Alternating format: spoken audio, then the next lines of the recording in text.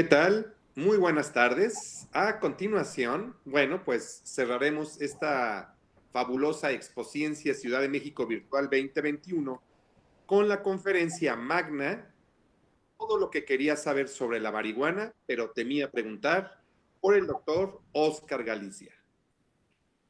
Antes, déjenme darles una semblanza de doctor Galicia, que ha cursado la carrera de Psicología en la Facultad de Psicología de la UNAM y realizó estudios de maestría en el Departamento de Neurociencias del Instituto de Fisiología Celular de la UNAM. Y realizó estudios del doctorado en investigación biomédica en neurociencias en el Departamento de Fisiología de la Facultad de Medicina, también de la misma UNAM. Ha sido jefe del área de procesos básicos, jefe del laboratorio de neurociencias, coordinador del posgrado del Departamento de Psicología y actualmente es coordinador de la licenciatura en Psicología de la Universidad Iberoamericana. Es autor de diversos artículos de investigación especializada publicada en medios nacionales e internacionales. Autor y coautor de capítulos de libros especializados en neurociencias, entre los que destacan el libro de las emociones extremas, Sociobiología del amor y la violencia, basado en sus investigaciones sobre la conducta agresiva en centros penitenciarios del país. Su línea de investigación se basa en el entendimiento de los factores evolutivos que transformaron las funciones cognitivas y emotivas del ser humano, especializándose en la conducta agresiva, el amor, la violencia y en procesos cognitivos como la atención y la farmacología cerebral, particularmente enfocada en el sistema cannabinoide cerebral. Su más reciente libro, El trastorno por déficit de atención, analiza la manera crítica de las principales hipótesis de neurotransmisión asociadas al trastorno a la luz de los más recientes descubrimientos en materia de imagenología y biología molecular. Adelante, profesor. Adelante, doctor, si es usted tan amable. Muchas gracias, qué amable.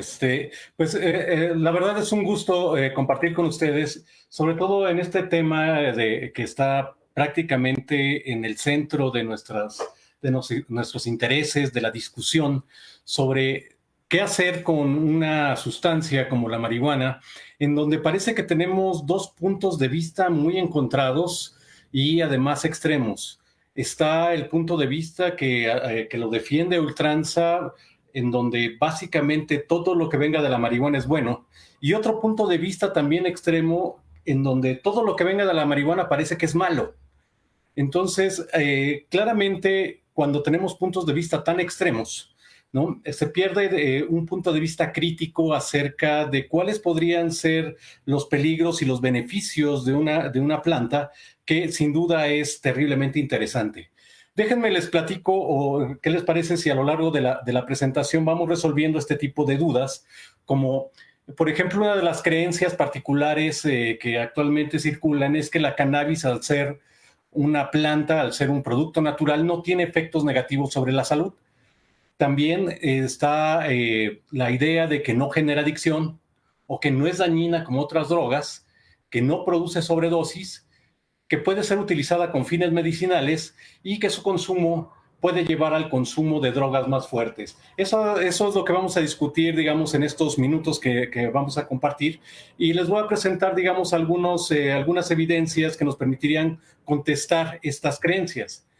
Vamos a empezar primero por ver qué es la marihuana.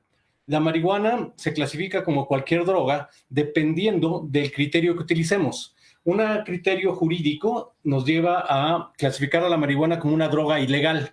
Al momento sigue siendo ilegal su consumo, su producción, su comercialización, etcétera, y es lo que se está discutiendo y lo que se está aprobando actualmente, pasar de un marco jurídico en donde la droga es ilegal a convertirla a una droga legal. También se puede clasificar a la marihuana de acuerdo a su efecto en el organismo.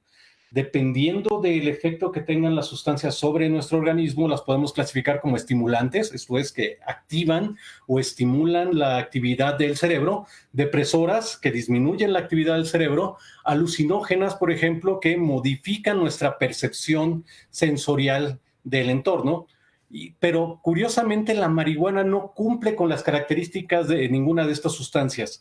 Durante mucho tiempo tuvimos muchas dudas de cómo clasificar a la marihuana, si como una droga depresora, porque tiene ciertas características que disminuyen la actividad del sistema nervioso, pero no tienen la capacidad de inhibir centros vitales del organismo, como por ejemplo centros cerebrales asociados con nuestra respiración, con nuestro latido cardíaco, de tal manera que no funciona como un verdadero depresor.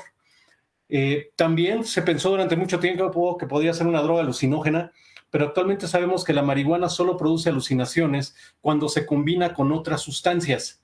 Por sí misma no es capaz de producir un fenómeno alucinógeno. También debemos de decir que de acuerdo a su origen, las drogas se pueden clasificar como naturales, sintéticas o industriales.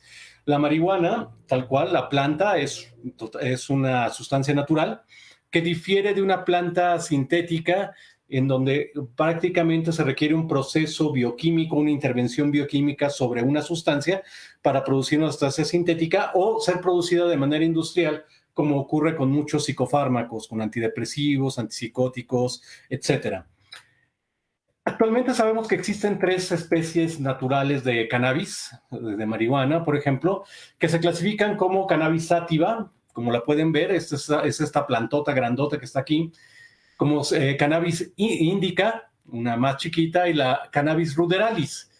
La especie más utilizada actualmente es la cannabis sativa, esta grandotota que está a su extrema izquierda, y que es una planta que pues básicamente requiere muy poco cuidado, ¿no? Prácticamente no requiere ningún tipo de atención especial para que crezca, ¿no? Entonces es una planta bastante resistente, muy maleable, que se da en diversos climas, particularmente en climas templados, cálidos, como por ejemplo México.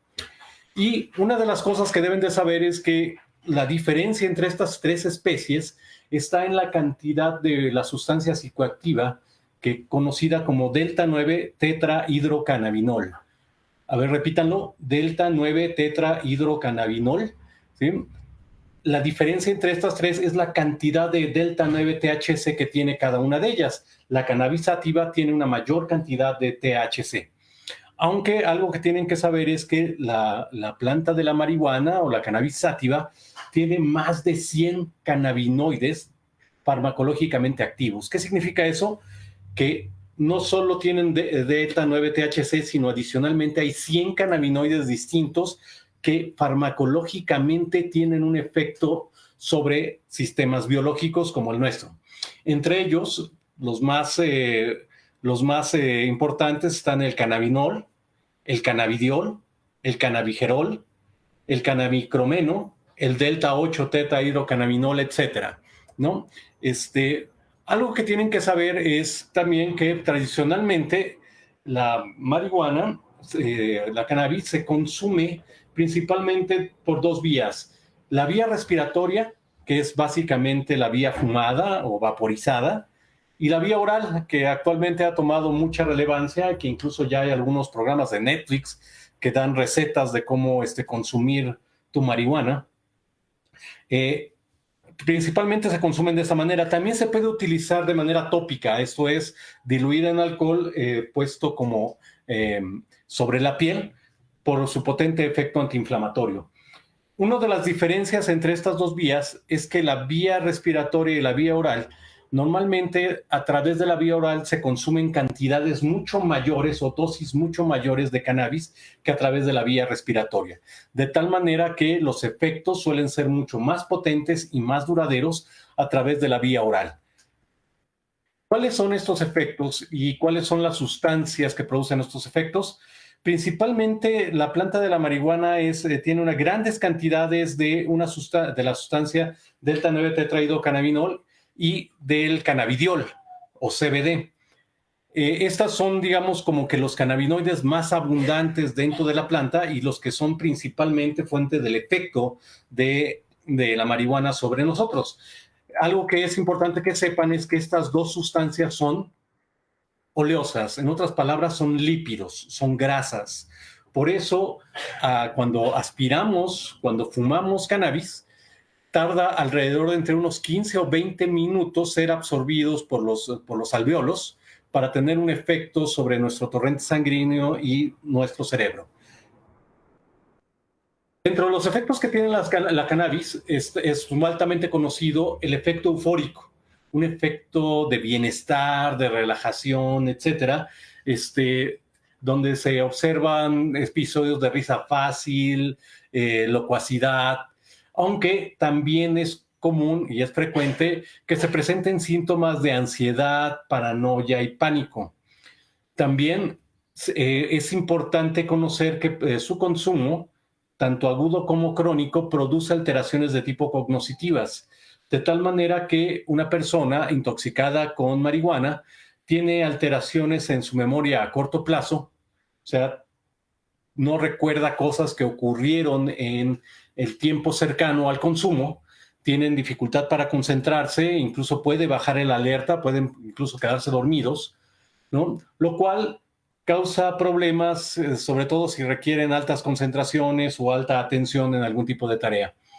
También uno de los efectos claros es que se pierde la capacidad de calcular de manera fina el tiempo. En otras palabras, las personas pierden esta capacidad y no saben cuánto tiempo ha pasado desde que consumieron la sustancia y tienen problemas para calcular o para hacer algún tipo de tarea que implique cálculo temporal, ¿no? También hay que decir que la planta es un extraordinario relajante muscular.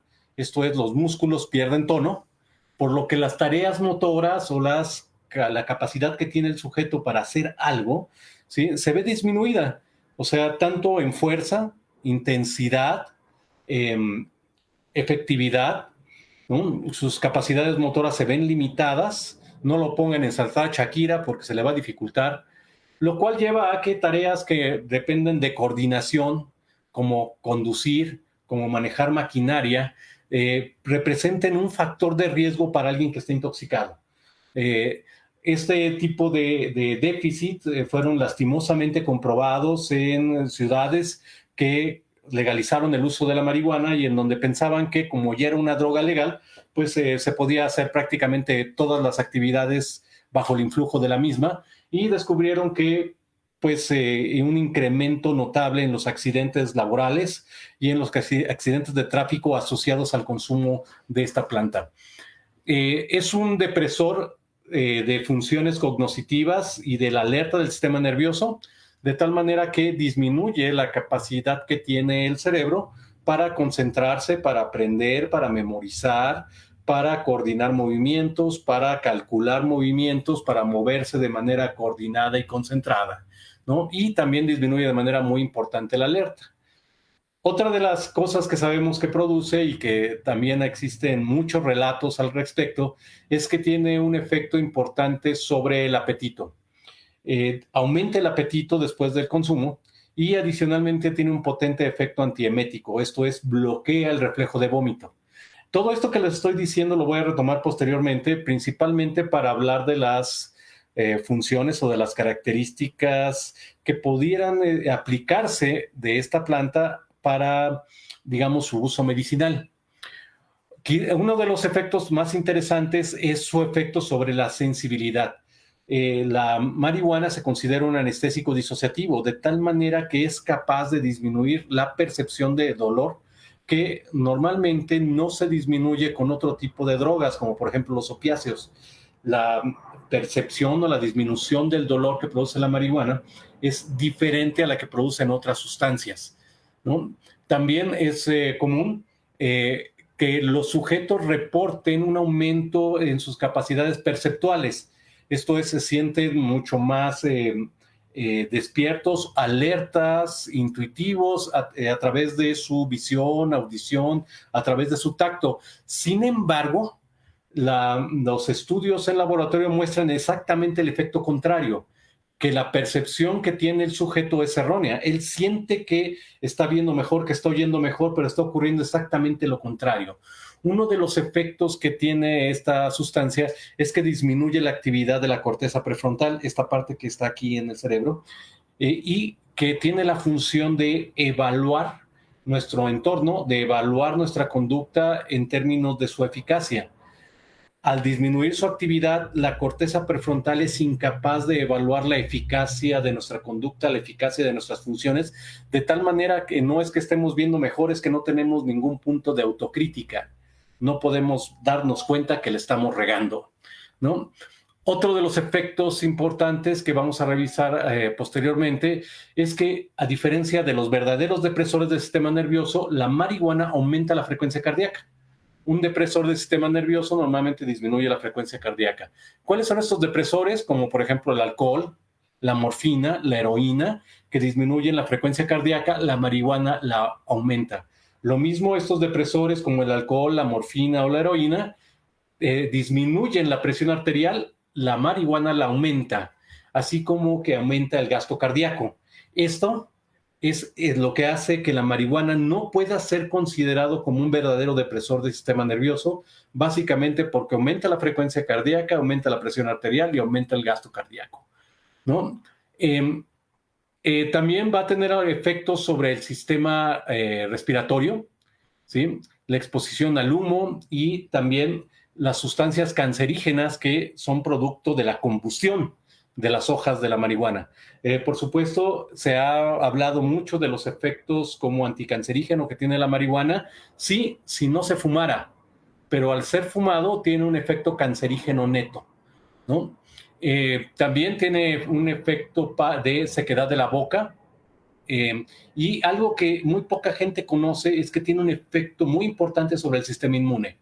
En otras palabras, es un inmunosupresor, lo cual facilita que el consumidor, sobre todo el consumidor crónico, se vea expuesto a una mayor cantidad de enfermedades de tipo oportunista, de todos tipos, bacteriológicas, virales o incluso de hongos. También tiene efectos sobre el sistema endocrino, disminuye las hormonas sexuales, esto es, con el uso crónico, normalmente hay una disminución muy importante de la libido o del deseo sexual, ¿no? Y también aumenta la prolactina, ¿no? Que es una hormona asociada a la producción de leche y que serían básicamente los riesgos más importantes o más bien los efectos del consumo de la marihuana. Voy a saltar esto. Esta es la marihuana. Ustedes ya la conocen. Así es como se ve en los plantíos de la marihuana. Esta es la planta hembra, la que fumamos o la que se fuma, la que utilizamos. Es la planta hembra, esta grandota, cachetona, etcétera. Y el macho es esta planta que está aquí, miren. Bien chiquito, ¿no? Anteriormente, cuando la marihuana era producida pues, por agricultores de alto riesgo, por ejemplo, así se llamaban, pero actualmente estas versiones pues, nativas de la marihuana han comenzado a desaparecer y han comenzado a a aparecer otro tipo de marihuanas, producto de selecciones, de cruzamientos de plantas de marihuana, que ya se utilizan, digamos, en invernaderos, en donde ya ha pasado a este cultivo rupestre de la marihuana a un cultivo mucho más industrializado y más hecho en laboratorios. Esto que les estoy mostrando aquí es una gráfica que muestra el porcentaje de THC, o sea, tetrahidrocannabinol, que es la sustancia activa, la que las personas utilizan y que es la que se busca por su efecto en la marihuana. Y este es el cannabidiol, que son los dos cannabinoides más importantes dentro de la planta de la marihuana. Normalmente el THC, o sea, la sustancia tóxica, tiene una mayor cantidad, o por lo menos alrededor de 7 veces más cantidad, 3.95 contra 0.28, tiene mayor cantidad que el cannabidiol. Y a lo largo de los años, aquí pueden ver los años 95, 97, 99, las variantes con mayor cantidad de THC han aumentado de manera muy importante y la cantidad de cannabidiol en la planta de marihuana ha disminuido de manera muy importante, lo cual lleva a que la marihuana que se consumía en los años 90, que tenía un porcentaje total del 4% de THC, actualmente tenemos cepas, variedades de marihuana que tienen hasta el 15% de THC. de tal manera que tienen hasta 3 o 4 veces más THC que las variedades que fumábamos hace 20 años. La marihuana tiene efectos sobre nosotros porque tenemos receptores que reconocen al THC, ¿no? Estos receptores forman parte de lo que llamamos el sistema cannabinoide endógeno. O sea, tenemos un sistema que reconoce a la marihuana y que funciona también a través de cannabinoides endógenos. En otras palabras, nosotros producimos también nuestra propia marihuana, ¿no? Nuestra marihuana endógena tiene la función de regular nuestro sueño y algunas funciones cognitivas y la conducta sexual. En el caso de un cannabinoide endógeno como la marihuana y el THC, por supuesto van a regular también esas mismas funciones y van a tener efecto principalmente a partir de este receptor en el cerebro, el receptor CB1. Ese es el receptor o receptora cannabinoide, el que está más distribuido y es más abundante en cerebro. También hay otro receptor cannabinoide que es el receptor CB2. Este, si bien no es tan abundante en el cerebro, se acaba de descubrir en él y actualmente estamos explorando cuáles son sus funciones en el cerebro. Principalmente el receptor CB2 se encuentra distribuido en la periferia, particularmente en los huesos, en el páncreas, en el sistema inmune y en la piel, mientras que el CB1 principalmente su efecto más importante es en cerebro, en sistema inmune y en el sistema vascular y el sistema muscular. Esta es una imagen que les muestra cómo está distribuido el receptor CB1 en nuestro cerebro. Entre más verde esté la zona, más distribuido está el receptor ahí. Déjenme, hago énfasis, por ejemplo, en la distribución que tiene el receptor CB1 sobre esta estructura que está aquí, verde, clarito. Todo esto que está aquí es la corteza cerebral. Esta es la parte más evolucionada del cerebro humano. Es el último grito de la moda en cerebros y básicamente este es el que nos da todas nuestras propiedades humanas desarrolladas como nuestra extraordinaria inteligencia, nuestra desarrollada memoria, nuestro incremento en la atención voluntaria, etc. Los receptores CB1 están ampliamente distribuidos ahí, de tal manera que cuando los activo, disminuyo la actividad de la corteza cerebral y de todas las funciones que dependen de ella, incluyendo el aprendizaje, la memoria, la atención, la percepción sensorial, como es audición, visión, actividad somestésica. También, vean, hay una extraordinaria, o sea, se ve más verde la distribución en este núcleo que está aquí, que es el núcleo caudado, ¿sí? Y el núcleo putamen. Estos dos núcleos principalmente están relacionados con la regulación del movimiento automatizado. En otras palabras, todo aquello que hago sin pensar, como por ejemplo caminar, cambiar las velocidades del coche, bailar, jugar básquetbol, bailar reggaetón, todo eso que se hace sin pensar está regulado por estas dos estructuras que, por supuesto, que si yo disminuyo su actividad, todo lo que tenga que ver con coordinación, actividad, efectividad, fuerza, cálculo del movimiento se verá profundamente afectado. En ese mismo caso encontramos al globo pálido, que también es una estructura profundamente asociada al control motor. Esta estructura que ven aquí, la amígdala, déjenme se la señalo, es este núcleo que está por aquí. La amígdala es un núcleo bien viejito que incluso aparece ya en cerebros muy viejitos, por ejemplo, ya aparecen los reptiles, los dinosaurios ya tenían amígdala y este núcleo regula nuestras emociones, particularmente el miedo y la agresión. Cuando nosotros tomamos THC o consumimos marihuana, la actividad de la amígdala disminuye, lo cual genera que este núcleo disminuya su actividad. Una de las cosas que encontramos en una persona intoxicada con marihuana es que disminuye su agresividad y también disminuye su estrés, su miedo a los estímulos del entorno, ¿no? También otro de los efectos importantísimos va a ser aquí en el hipocampo. El hipocampo es un núcleo que básicamente, ahorita se lo señalo, empieza aquí y da una vuelta por acá, ¿no? El hipocampo, este núcleo es importantísimo para la consolidación de la memoria. Sin hipocampo no podríamos consolidar absolutamente nada de lo que experimentamos cotidianamente. Cuando hay lesiones del hipocampo, no podemos recordar lo que ocurrió. Cuando tengo una intoxicación con THC o con marihuana, el resultado es que disminuye mi capacidad de consolidación de la memoria, ¿no? De tal manera que me acuerdo de pocas cosas o me acuerdo de manera muy deficiente de prácticamente todo. El hipotálamo, este núcleo que se encuentra aquí en la base del diencéfalo, aquí no se ve muy bien, pero este núcleo va a estar regulando, por ejemplo, nuestra conducta sexual, nuestra ingesta de alimento y nuestro sueño.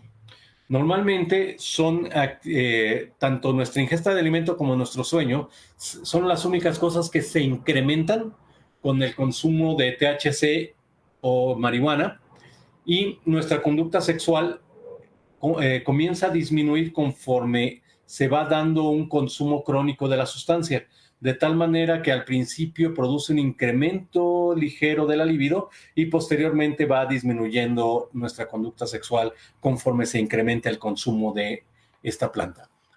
Déjenme les describo un experimento muy famoso de Olds y Milner en 1954. Este experimento se le pedía a una ratita que tenía un electrodo conectado a un núcleo del cerebro que tenía que elegir entre dos palancas. Una palanca le daba agua y la ratita tenía mucha sed, y si palanqueaba en esa palanca se le daba una gotita de agua. En la otra palanca, cada vez que la ratita palanqueaba, se le daba una pequeña descarga eléctrica en este núcleo del cerebro. Una vez que la ratita descubrió la palanca que le daba la descarga eléctrica en este núcleo del cerebro, jamás dejó de palanquear ahí. De tal manera que, a pesar de que la ratita estaba profundamente sedienta, seguía palanqueando ahí hasta que se le agotaba la pata, cambiaba de pata, volvía a cambiar de pata, luego palanqueaba con la cabeza, con la cola, con las patas traseras, pero literalmente no podía dejar de palanquear por la descarga eléctrica en este núcleo del cerebro. A pesar de que se le ofrecían otras cosas como líquidos, agua, compañía de otras ratas, o sea, también las ratas disfrutan estar con otras ratas, pues no le importaba, seguía palanqueando. Se les ofrecía comida de diferentes tipos, deliciosa comida, la rata no pelaba, prefería no comer, no beber, no juntarse con sus cuates o incluso no tener una pareja sexual a palanquear ahí. Increíble, ¿no? Holtz y Milner descubrieron lo que después se conoció como el circuito de la recompensa. El núcleo en donde habían metido su electrodo estaba aquí. Este es el núcleo accumbens. Actualmente sabemos que este núcleo media todas nuestras respuestas asociadas al placer, de tal manera que el neurotransmisor o la sustancia química que se libera en este núcleo es la dopamina. Cada vez que se libera dopamina en el núcleo accumbens, el sujeto siente placer, incluyendo la rata. Y este núcleo también está presente en los humanos, de tal manera que cualquier cosa que nos dé placer en la vida descarga dopamina en el accumbens. Entre más dopamina genera, más placentero es, ¿no? Ustedes se preguntarán por qué les explico esto, porque la marihuana libera dopamina en el accumbens. En otras palabras, es placentera. En otras palabras, también deben de saber que todas las sustancias de abuso, toda aquella sustancia que produce adicción, libera dopamina en este núcleo accumbens. Entre más dopamina libera, más adictiva es la sustancia, ¿sí? De tal manera que respondemos a una de las preguntas, uno de los mitos que teníamos en un principio: la marihuana tiene capacidades o potencial adictivo, libera dopamina en el accumbens. Por supuesto, la cantidad de dopamina que libera es diferente a la cantidad que liberan otras sustancias. Por ejemplo, la heroína es la sustancia que más dopamina libera, que conocemos que más dopamina libera en el mundo. De tal manera que no hay placer más extraordinario que la heroína. Por supuesto, no les digo que la prueben, porque es bien difícil quitársela de encima, ¿no? O sea, es bien difícil negarse, resistirse al placer que produce. Y de ahí para abajo, ¿no? Entre más alto esté en esta escala del 1 al 3, quiere decir que mayor dependencia produce, mayor dopamina libera. Otra de las sustancias que libera mucha dopamina es la cocaína, y más o menos al mismo nivel encontramos al tabaco. Muy poca gente sabe que el tabaco es una sustancia profundamente adictiva y es bien difícil de dejarla, ¿no? Incluso libera más dopamina que el mismísimo alcohol. Por supuesto, estas dos sustancias liberan mucha dopamina, pero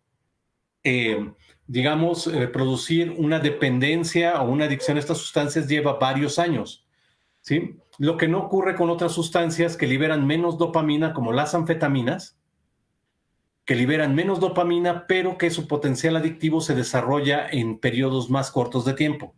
En otras palabras, en cuestión de semanas o meses. La cannabis, como pueden ver, es una sustancia que se encuentra, digamos, en el punto intermedio de liberación de dopamina y de dependencia, ¿sí? Es ligeramente más dependiente, produce más dependencia que otras sustancias como anfetaminas, como el metilfenidato, como las tachas o como el LSD. Pero adicionalmente, al igual que las anfetaminas, el potencial adictivo de la cannabis, si bien no es muy alto, también se produce en periodos más cortos de tiempo, de tal manera que en cuestión de semanas, meses, puede provocar alguna dependencia farmacológica. No se asusten con esto, lo único que quiero decirles es que el efecto que tiene la marihuana o el THC es bloquear la liberación de otros neurotransmisores en nuestro cerebro. Uno de los neurotransmisores que bloquea de manera muy importante la liberación es el glutamato. El glutamato es el principal neurotransmisor excitador de nuestro cerebro y está relacionado con una enorme cantidad de funciones, prácticamente todas, implicando aquellas como la atención, el aprendizaje, la memoria, el alerta y la regulación del movimiento, la regulación de las emociones. Si yo bloqueo la liberación del principal neurotransmisor excitador del cerebro, mi cerebro comienza a funcionar de manera lenta, ¿sí? Y eso, al parecer, es lo que produce el THC o la marihuana, que hacen que el cerebro comience a funcionar mucho más lentamente, de tal manera que todas las funciones asociadas al glutamato se verían lentificadas. Entonces, por supuesto, nadie que haya consumido marihuana se vuelve más inteligente. Y eso, a pesar de que la propia percepción del sujeto lo lleva a sentirse más alerta, lo lleva a sentirse mucho más agudo, mucho más profundo, pero eso es su percepción, ¿no? En realidad, todos sus procesos cognitivos se ven lentificados, se ven complicados, de tal manera que todo parece complejo, todo parece difícil de organizar, todo está mucho más lento, ¿no? Entonces, mientras el sujeto se percibe de una manera mucho más clarividente, más brillante, en realidad está en un estado mucho más inhibido, mucho menos despierto, mucho menos ágil, mucho menos agudo, ¿no?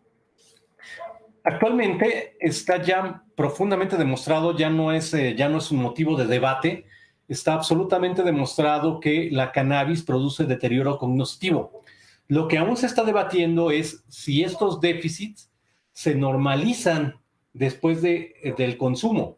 En otras palabras, personas que llevan un consumo prolongado, si en algún momento recuperan estos déficits cognitivos, ¿no? De tal manera que actualmente se discute si la abstinencia prolongada, ¿sí? Puede revertir el deterioro cognitivo o este deterioro cognitivo ya es una alteración irreversible a largo plazo. O sea, ya no la va a poder recuperar la persona.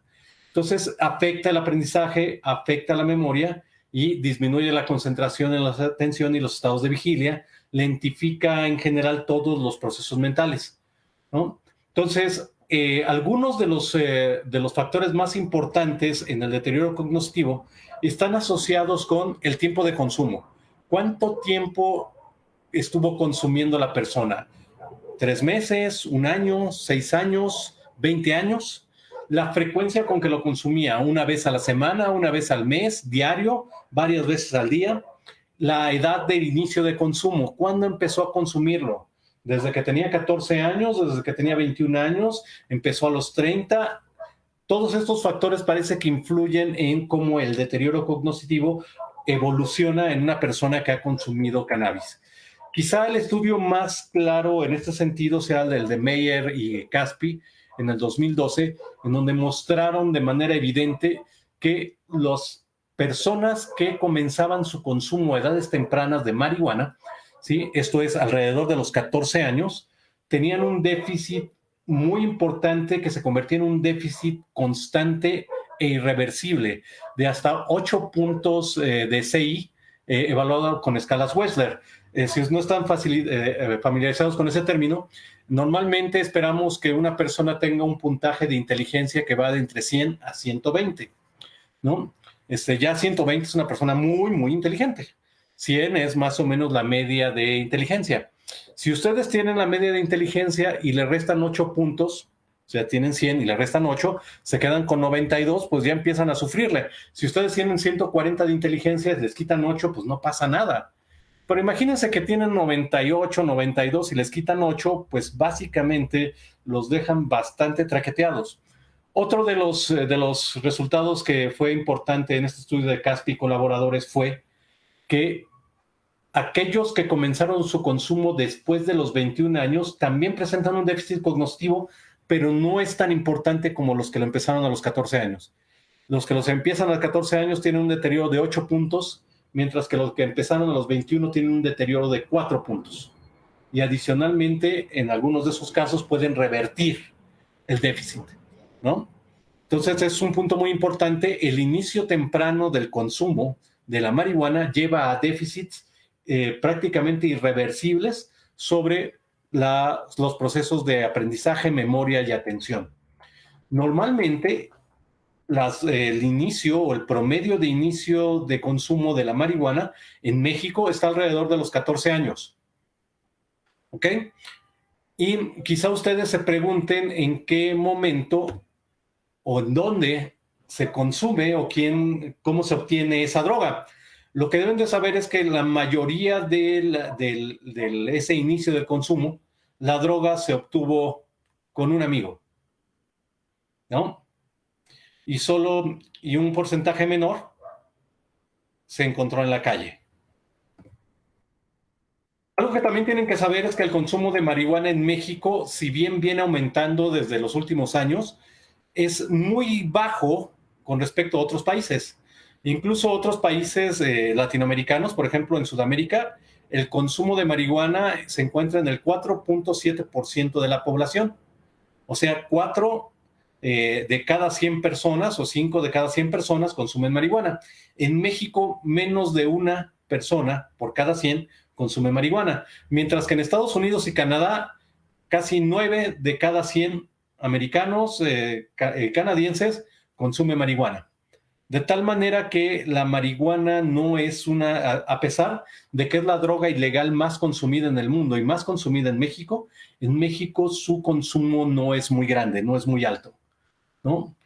Quizá los efectos más importantes que no se conocen de la marihuana tienen que ver con que se desconoce o casi se obvia que la marihuana tiene un efecto muy importante sobre las vías respiratorias, ¿no? O sea, puede provocar infecciones en la vía respiratoria, ¿sí? Como faringitis, sinusitis, bronquitis, asma, ¿no? Prácticamente muy pocas personas le toman en cuenta o piensan que como es una hierbita que no ha pasado por un proceso de industrialización, seguramente no trae ninguno de estos productos cancerígenos. Eso no es verdad. El producto de la combustión es suficiente para liberar productos de tipo cancerígeno si se inhalan vía respiratoria, vía un cigarro. De tal manera que un cigarro de marihuana equivale a consumir alrededor de entre 10 y 15 cigarros de tabaco, ¿no? Por supuesto, los consumidores de tabaco consumen más cigarros de tabaco que las personas que consumen marihuana, pero aún así se tiene que tomar en cuenta que el cigarro, por los productos de combustión que produce enfermedades de tipo respiratorias. También otra de las cosas que se ignora con mucha frecuencia son los efectos sobre el sistema inmune. de tal manera que hace al consumidor crónico, al consumidor frecuente, una víctima constante de una serie de enfermedades raritas, de poca intensidad, pero de mucha frecuencia, principalmente gástricas, respiratorias o de algún tipo de infección de la piel, ¿no? Eh, Normalmente produce un incremento en el tiempo total de sueño, que mientras estás dormido no pasa nada, pero el incremento total de sueño también se da durante los periodos de vigilia, de tal manera que hay una disminución muy importante de la alerta. Es una persona que no está tan alerta de su entorno, no está tan despierto como para registrar algún tipo de cambio, de emergencia, de una actividad inesperada. Disminuye la coordinación, lentifica la capacidad motora, lo que disminuye la capacidad para conducir, manejar maquinaria peligrosa, hacer algún tipo de actividad que requiera coordinación, velocidad, efectividad del movimiento. Normalmente esto puede causar accidentes o puede llevar a la persona a tener algún tipo de desenlace trágico por no poder ejecutar una conducta motora. Algo que también produce es reacciones de pánico agudas o paranoia. En algunas personas, dependiendo de su estado emocional previo, pueden reaccionar con una ansiedad aguda o un pánico agudo, ¿no? La marihuana principalmente tiene el daño que produce, o los daños que produce la marihuana, no son tan grandes como otras drogas. Por ejemplo, muy pocas de las personas saben que el alcohol es la droga más destructiva del mundo, a pesar de que es una droga legal.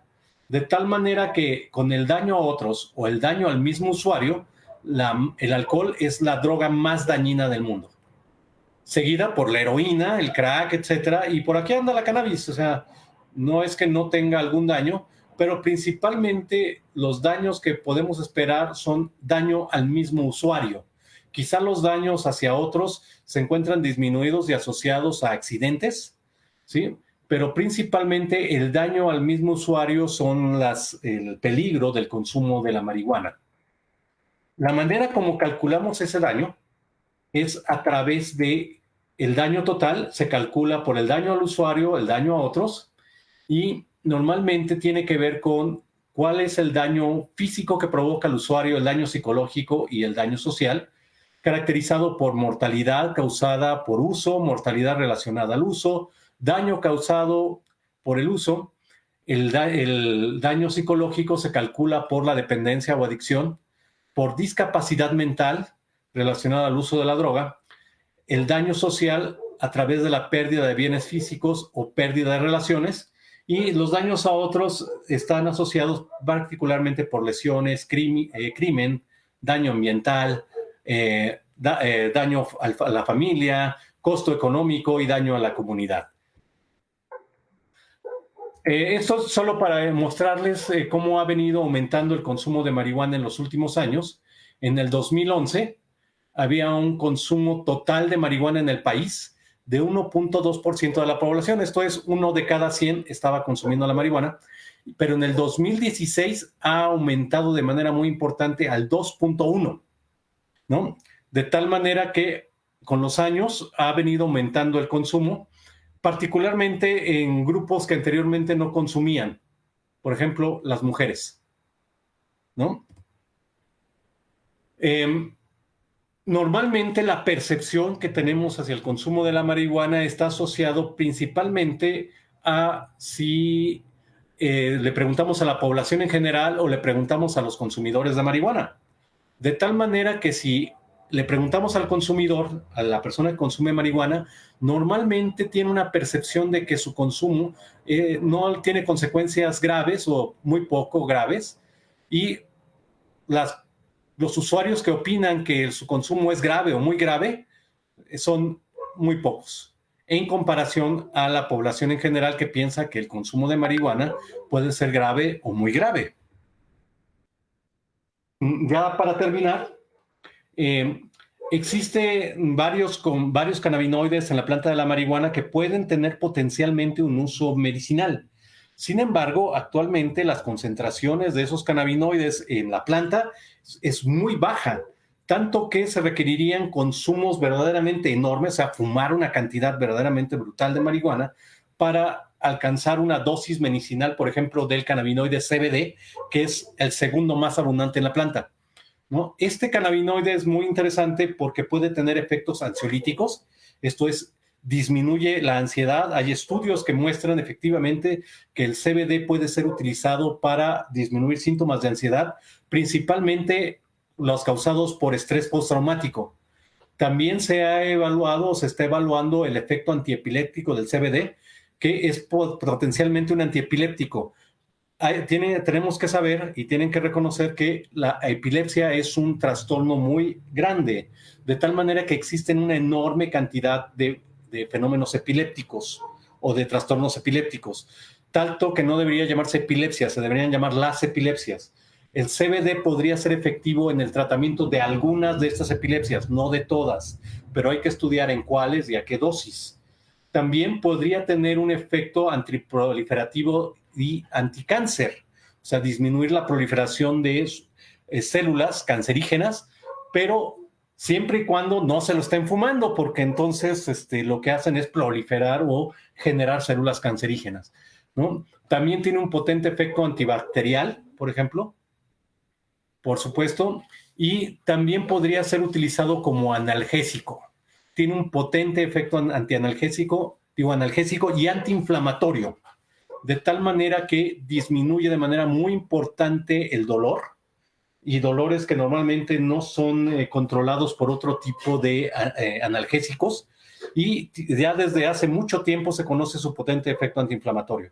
Entonces, la opción de tratamiento o del uso de la marihuana con fines medicinales es posible, sí, pero particularmente centrándonos en otros cannabinoides que no sea el THC, sino el CBD, por ejemplo, y ya hay algunos por ejemplo, empresarios ya que están en el ramo de la producción de marihuana, que están tratando de producir una marihuana que se llama el hemp, en donde básicamente los porcentajes de THC o esta sustancia activa tóxica de la marihuana son muy pequeños, entre el 0.2 y el 0.3%, y tiene una mayor cantidad de CBD, de tal manera que se busca incrementar el efecto que tiene esta sustancia CBD para que no estés pacheco mientras estás, digamos, tratando de aliviar otro síntoma como el dolor. Ya para finalizar, quizá una de las cosas que anteriormente se achacaba a la marihuana es que era la droga puente hacia drogas más potentes, ¿no? Actualmente eh, sabemos que ese puente no es la marihuana no es el puente hacia otras drogas. Actualmente sabemos que el puente hacia otras drogas es ¿sí? Básicamente de las personas que han desarrollado algún tipo de trastorno de abuso de sustancias, ¿sí? Prácticamente todas empezaron con alcohol, ¿no? Entonces, por supuesto, hay quien puede saltar de la marihuana hacia otras drogas, pero no es particularmente la droga con la cual se inicia el consumo de drogas, sino a través de las drogas legales, particularmente alcohol y tabaco, ¿no? Muy bien, creo que se me acabó el tiempo, pero quisiera más bien dejarles el micrófono abierto para las preguntas. Mientras les paso fotos de algunos cuates que les gusta el uso le entraban con singular alegría a la marihuana, ¿no? Muy bien, pues muchas gracias, doctor. Sí estamos sobre el tiempo.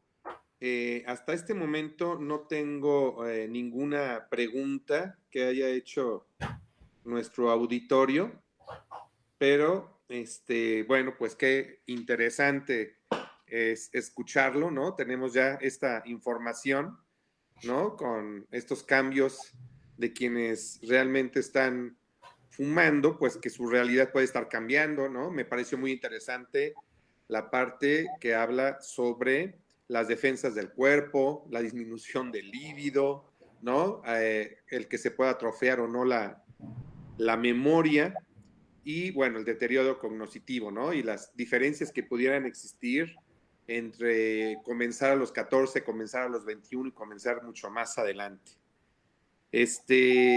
Pues yo le quiero agradecer a su ponencia, de verdad, muchísimas gracias al doctor con un tema pues tan controvertido finalmente, ¿no? Por su conferencia magna, estamos cerrando con broche de oro. Y pues queremos agradecer a nombre de Expociencia Ciudad de México su magnífica presentación. No, no, todo lo contrario, yo les agradezco mucho la invitación. Estoy a sus órdenes, en la Universidad Iberoamericana. Muchas gracias.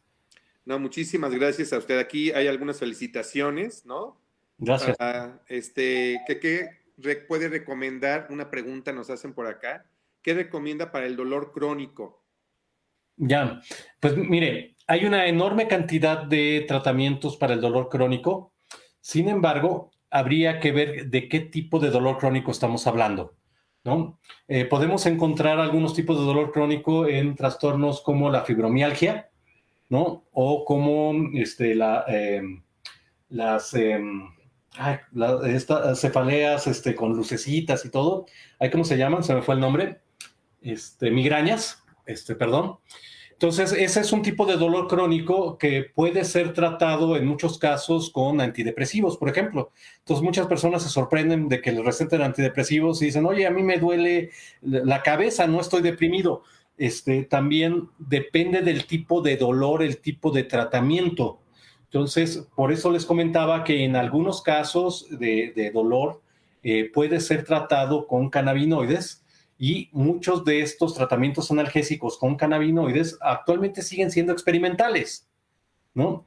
Porque todavía no conocemos exactamente el cannabinoide que actúa, que puede ser CBD, a qué dosis y para qué trastornos. Por eso es muy importante el uso no solo lúdico de la marihuana, sino también que se permita la investigación con cannabinoides para que podamos determinar qué cannabinoide, para qué trastorno y a qué dosis, ¿no? Ok, sí. Ok, y ya para cerrar, una última pregunta. Dice, ¿cómo se explicaría desde el punto de vista neurológico el quedarse en el viaje? Ya, no, el quedarse en el viaje normalmente se asocia a un trastorno que se conoce como psicosis asociado al abuso de sustancias, que puede ser producido prácticamente por cualquier sustancia, alcohol, cocaína, cannabis, alucinógenos, etcétera. En este tipo de trastorno lo que ocurre es que estamos hablando de alguien que está consumiendo una sustancia que está retando a una farmacología cerebral, esto es, a veces olvidamos que estamos metiendo un producto químico a un lugar que funciona a base de bioquímica, de químicos. Sí. Estos químicos pueden estar ya desequilibrados, de tal manera que meto otro químico, produce un reto farmacológico que el cerebro ya no puede controlar y produce un desbalance que ya no llega a lo que conocemos como normalidad. Entonces, en muchos de estos casos, estos retos farmacológicos de cualquier sustancia lleva a que la persona pierda la cordura o comience a presentar síntomas de tipo psicótico asociado al consumo de alguna sustancia, pero no es la sustancia en sí misma. Es básicamente un organismo sensible, un organismo vulnerable con una bioquímica cerebral que ya está alterada y que esta es la gota que derramó el vaso. Wow, muchísimas gracias, doctor Oscar Galicia, por su magnífica exposición. De verdad, a nombre de Expociencia Ciudad de México, le agradecemos su presencia y bueno, pues esperemos que en futuras presentaciones, en futuras expociencias, nos pueda volver a acompañar. Muchísimas gracias, de verdad. Va a ser un privilegio estar, que me vuelvan a invitar con mucho gusto. Muchísimas gracias y bueno, pues para todos ustedes que nos estuvieron escuchando todos estos días, estuvimos presentes cerrando con broche de oro esta presentación. Hemos terminado el ciclo de 8 presentaciones científicas. Muchas gracias a todos. A quienes han ganado, pues felicidades. Les esperamos el próximo año en Expociencia Ciudad de México 2022 y hay que estar alerta a la convocatoria en nuestra página. Muchas gracias, muy buenas tardes, que la pasen muy bien. Hasta luego.